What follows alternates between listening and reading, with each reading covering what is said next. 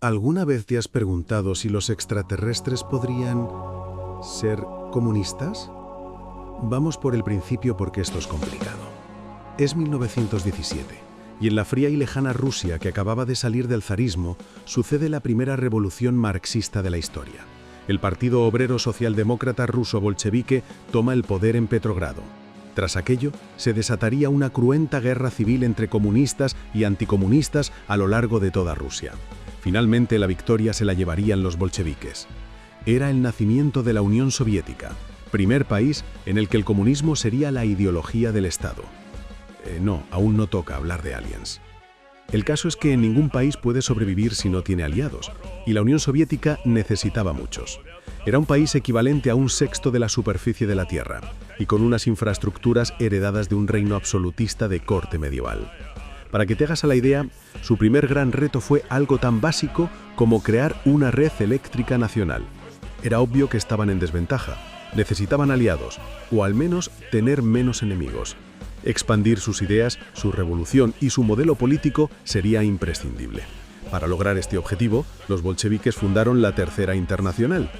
En ella participarían los primeros partidos comunistas de todo el mundo, los cuales eran en su mayoría escisiones de los socialistas, a quienes veían como traidores a la clase obrera. Vladimir Ilich Ulyanov, más conocido como Lenin, moriría al inicio de este proceso, quedando la revolución en manos de Iósif Stalin. No había nadie que le discutiera en ese momento salvo un dirigente, Lev Davidovich Bronstein, más conocido como Trotsky. Este, para plantar batalla a Stalin, crearía su propia internacional, la Cuarta Internacional. Su símbolo sería la hoz y el martillo hacia el lado derecho y un número 4 en medio. Sus partidarios dicen que es el auténtico comunismo en estado puro. Sus detractores, en cambio, dicen que solo son una quinta columna apoyada por agentes externos. Unos acusan a Stalin de crear un socialismo burocrático y disfuncional. Otros aseguran que Trotsky era un golpista que dirigía una red terrorista que apoyaba todo tipo de sabotajes. La pugna entre ambos fue tal que Trotsky tendría que exiliarse perseguido por Stalin. Anduvo por medio mundo hasta que llegó a México, y allí fue acogido por Frida Kahlo. Sí, la pintora. Y sí, parece ser que fueron amantes también. La casa era una fortaleza. Levantaron muros con puestos de vigilancia y francotiradores para evitar atentados. Aún así, todo acabaría cuando un agente soviético de origen español logró infiltrarse en su círculo privado. Este le clavó un piolet, una herramienta de escalada, en la cabeza, con mortal resultado. Aún así, los debates y peleitas entre partidarios de Stalin o Trotsky siguen enardeciendo a muchos pesados sin vida que se dedican a discutir por Internet. Si queréis continuar vuestras importantísimas luchas, aquí estáis bienvenidos. Total, a mí me viene bien por las visitas y el algoritmo. Pero, ¿y los extraterrestres? Tranquilos, todo llegará a su tiempo. Pasaron los años y en 1947, en Argentina, se funda el Partido Obrero Revolucionario, de ideología abiertamente trotskista. El fundador de ese partido sería Homero Rómulo Cristalli, un hijo de inmigrantes italianos que pasó por numerosos oficios. Fue de hecho hasta futbolista profesional, llegando a jugar en el Club La Plata. La carrera política de este dirigente crecería hasta hacerse bastante influyente en los círculos de la política radical de varios países de Hispanoamérica. Su apodo o nombre de guerra sería J. Posadas. Y tal fue su influencia y notoriedad que llegó a pensar que podía fundar su propia internacional, la Cuarta Internacional Posadista. Sí, el trabajo teórico del camarada Posadas era tan extenso, denso y particular que merecía su propia facción política. Veamos algunos de sus inestimables aportes teóricos a la causa revolucionaria. Guerra nuclear. Eran tiempos de la Guerra Fría y la tensión nuclear entre soviéticos y estadounidenses se palpaba en el ambiente. ¿Qué proponía el camarada Posadas? Simple, que la Unión Soviética y China se adelantaran bombardeando a los Estados Unidos hasta no dejar nada. La lógica de esto era que, según Posadas, si llegábamos a un apocalipsis nuclear, serían los comunistas los únicos que reconstruirían el planeta.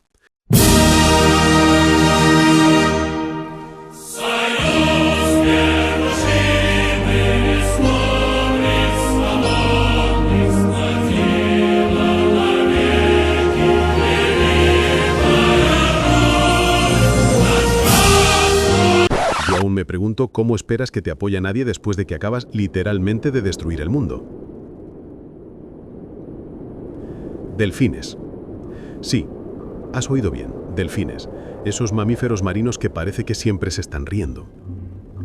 Posadas estaba seguro de que las sociedades de delfines eran una inspiración para el socialismo del futuro. Él decía que si los delfines cooperan entre sí, podrían formar con los humanos algo así como una comunidad socialista interespecie. Pensaba que la ciencia socialista debía estudiar el lenguaje de los delfines para así construir esta sociedad. Llegó a hablar hasta de brigadas socialistas submarinas que llevarían el comunismo al mundo subacuático.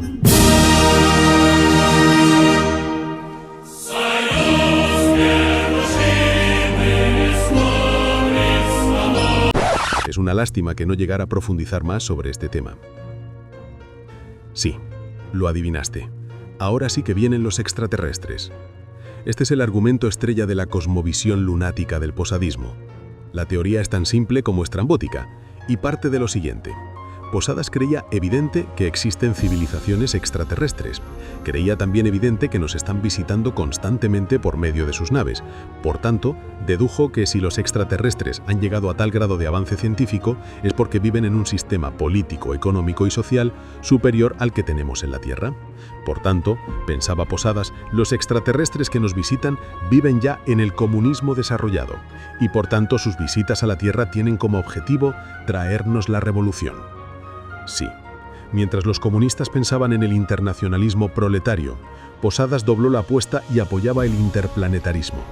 Una revolución espacial interespecie, con camaradas delfines y tras un apocalipsis nuclear.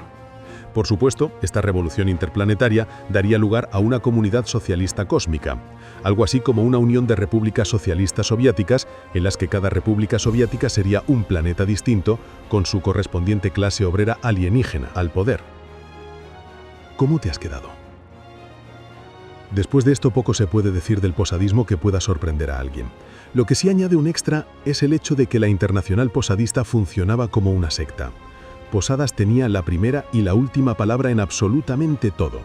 No había debate alguno y si sola una persona ponía algo en duda, era apartada y marginada. Tanto era el control personal de Posadas sobre sus militantes que llegaba a tomar decisiones sobre su vestimenta, modo de vida, decisiones familiares y hasta si debían o no tener relaciones íntimas con sus parejas.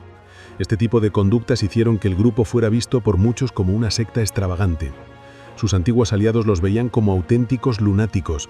Los servicios de inteligencia de algunos países solo los tuvieron en cuenta porque eran abiertamente partidarios de la lucha armada, y poco más. La Unión Soviética y Cuba, aunque contrarios al trotskismo, los tuvieron como aliados ya que Posadas apoyaba a estos países con un fervor casi religioso. Sin embargo, la Unión Soviética empezó a querer quitárselos de en medio al ver que su propuesta de guerra nuclear les podía dar problemas. Posadas murió en Italia en 1961, a los 69 años, tras una larga decadencia física y política. Su grupo había quedado excluido de cualquier debate serio desde hacía años. Que te relacionen con guerras nucleares, ovnis y delfines comunistas pasa factura. Tras el fallecimiento, los posadistas quedarían fragmentados en numerosos grupos aislados sin relevancia alguna. Hoy el posadismo solo es una rareza rescatada por algunos en el mar de Internet. ¿Conocías al posadismo? ¿Te suena alguna otra organización política extravagante de la que pueda hacer un vídeo? Házmelo saber en la caja de comentarios. Esto ha sido Mundo Quelonio.